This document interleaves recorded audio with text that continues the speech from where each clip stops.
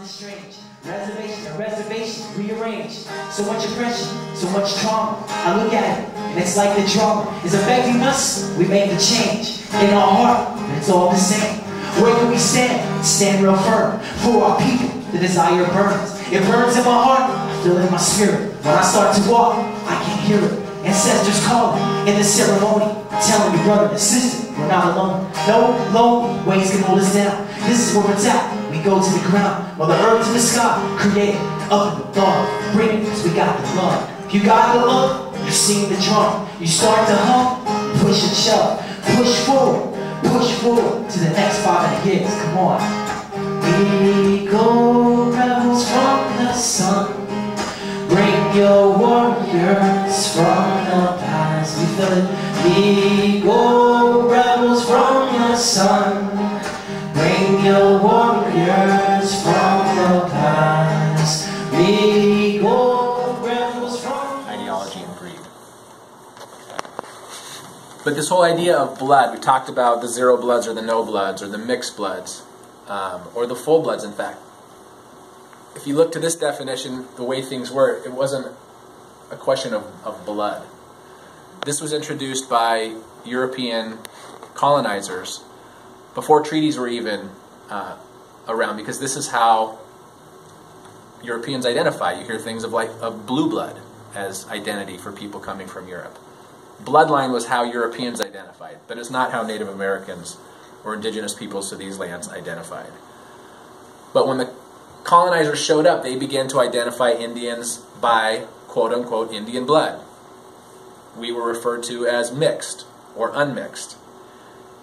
And really the idea of mixed blood was one that they thought was favorable, because they thought it meant if you have Caucasian blood, you are more likely to assimilate into Caucasian society. So the idea of mixed blood in the eyes of the colonizers was actually a good thing. And ultimately this whole idea of blood or bloodline or mixed blood or half-blood fed into what we've now been subject to for the better part of 2 centuries, which is this idea of manifest destiny and Indian land dispossession. That brought us to the treaties in the 1800s and ultimately removal. And now you're talking about Indian identity for the purposes of identifying who is the chief of a tribe or a tribal community. Because the United States thought if you can identify the chief, you can identify the person who will have the power to basically cede land to the United States through treaty. Again, identification of the chief. Identification suggesting the notion of identity. Identifying who is Indian. And these bloodlines began to play a part of that conversation as well. During treaty times, after the chief was identified, people would begin to identify Indians by 1/4 Indian, 3/4 Indian, half-breed Indians. And again, there was this idea that if you are part Caucasian blood, that you had a heightened ability cognitively to assimilate.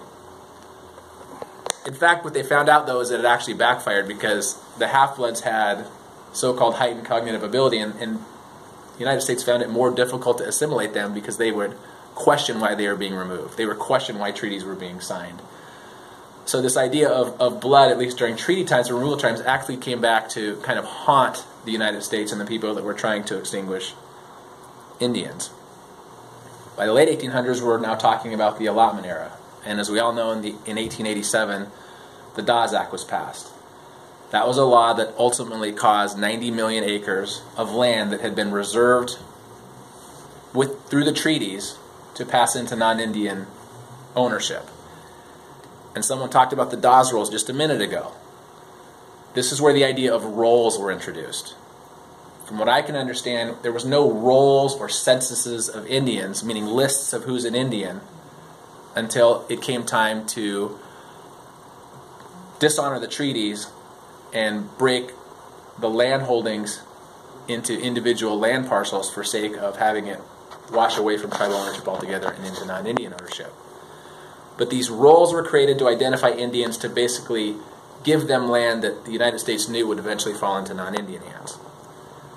Now, there were two laws passed in the early 1900s that I like to remind people about, because everyone knows about the Dawes Act, or the General Allotment Act in Indian country, because of the disastrous effect it's had, but people don't talk about these other laws. 1906 was the Burke Act.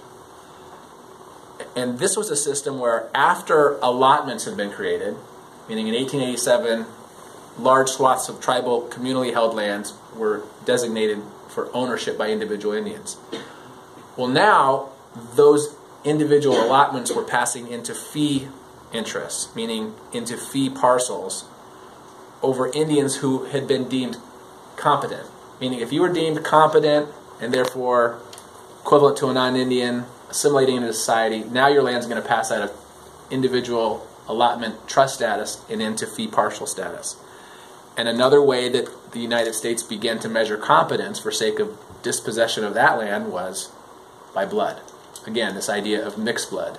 And if you're of mixed blood, partially Caucasian blood, you're of higher cognitive ability, you're therefore competent, and therefore we can take your land from you, at least out of trust and into fee.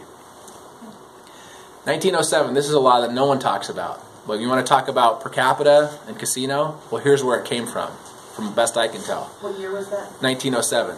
This is the Lacey Act. So after the Dawes Act and the Lacey Act, now the United States was interested in, quote-unquote, apportioning and allotting communally held monies. So the Dawes Act did away with tribally held lands. Well, what about tribal cash assets?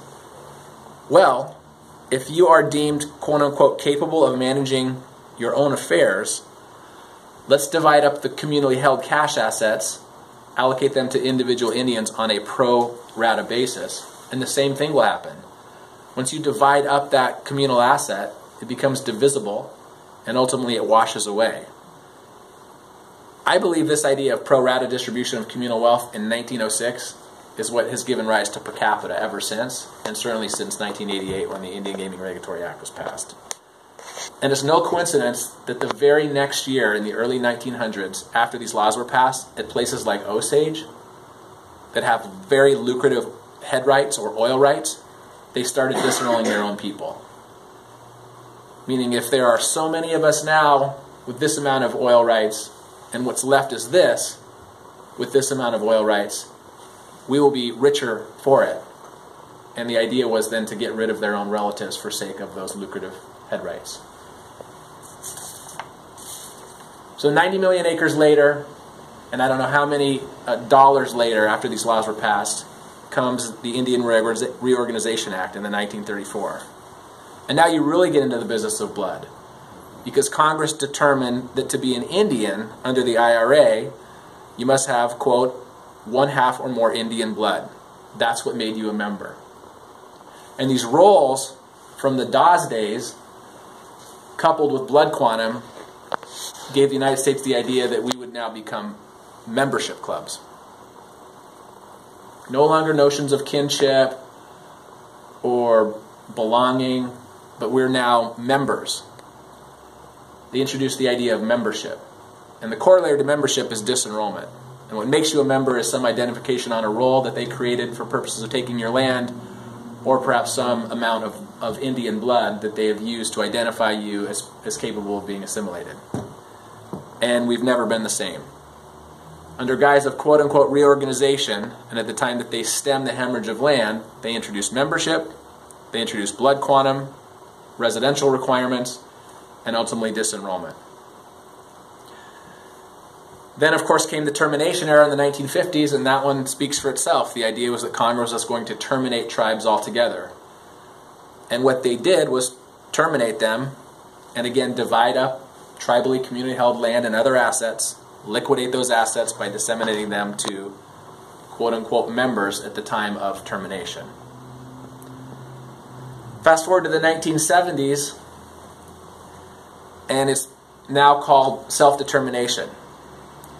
And President Nixon, of course, famously uttered these words in a speech to Congress, suggesting that termination of days prior was wrong.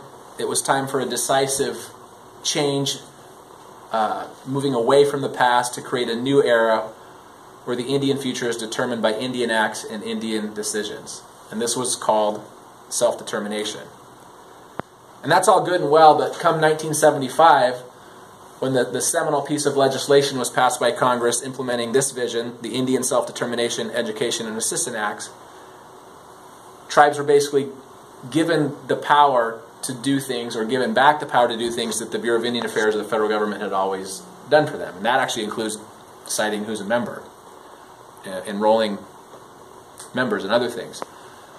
But there were some significant purse strings attached, because with that statute, the assistance part of the statute was funding. Well, if you didn't adopt an IRA constitution in 1934 or since, and therefore adopt notions of membership, or blood quantum, or even disenrollment, you wouldn't get the funding in 1975 unless you adopted a membership ordinance that, again, talked about membership, and blood quantum, and disenrollment. What's that? I don't think Navajos were IRA back then. We weren't. Right. And So if you're the Self-Determination Act was based on the Buy Indian Act, and the first Buy Indian Act school was Rough Rock Community Demonstration School, which was actually one of the first clients I got.